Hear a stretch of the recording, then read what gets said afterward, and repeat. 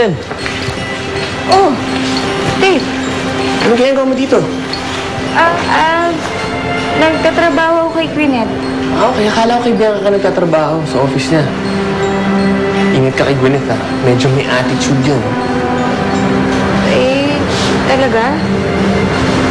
Okay naman siya makisama eh. Wala namang problema. Ikaw, anong ginagawa mo dito? May kukunan ka? Meron. Gumagawa ko ng BTS, behind the scene photos. Para dun sa concert na, yung kasing concept eh. Mali mo, one of these days makikita mo yung shots ko sa billboard. Ang galing ah. Alam mo, maganda yun. At least nakikita ng mga fans ni Gwyneth kung ano siya talaga sa likod ng camera. Sa harap ng camera pala. Sa likod. Naguguluhan na rin ako. Sandali lang, may tawag ako.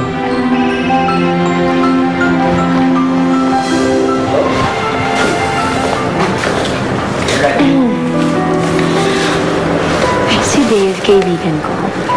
Ikaw, alalay ko. Nakakita ka na ba ng alalay na feeling close sa kaibigan na amo niya? Alam ko na yung style na yan, ha? Bulok na yan. Huwag mo akong susubukan. Gusto mo mawala ng trabaho? Hindi ko.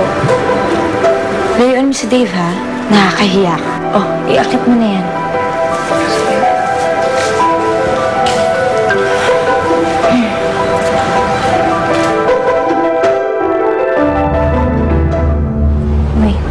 Pinapahirapan ka ba nila dito? Ang tatay, naalagaan ba ng mabuti?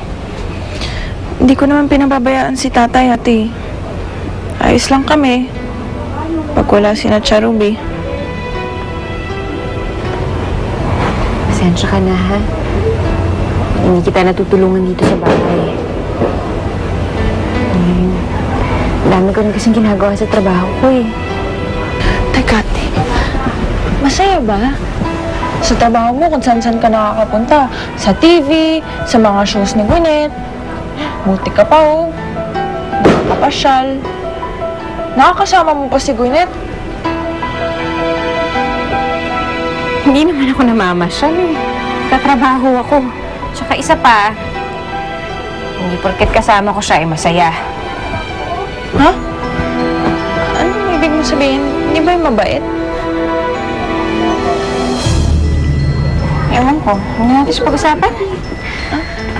Teka, meron akong ibibigay sa'yo. Eto. Uy!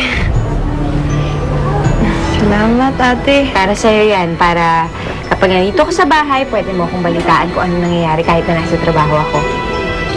Salamat, ate, ha. Tagal ko na rin gustong magka-cellphone, eh. May mga araw kasi na mawawala ako. Sasama ako kay Gwyneth sa mga out of town niya. Yung mga trabaho niya sa labas. Iwan mo ko dito mag-isa, ate.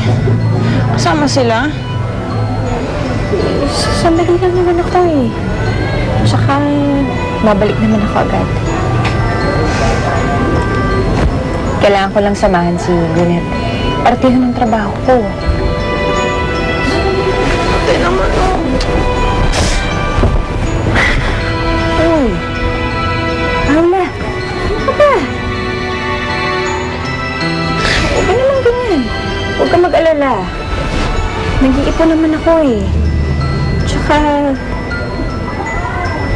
balang araw makakaalis din tayo dito sa bahay. At pag nangyari yun, pag-aaralin kita ulit. Babalik kita sa eskwela. Di ba gusto mo yun? Sa ngayon, eh, ganito na lang muna tayo.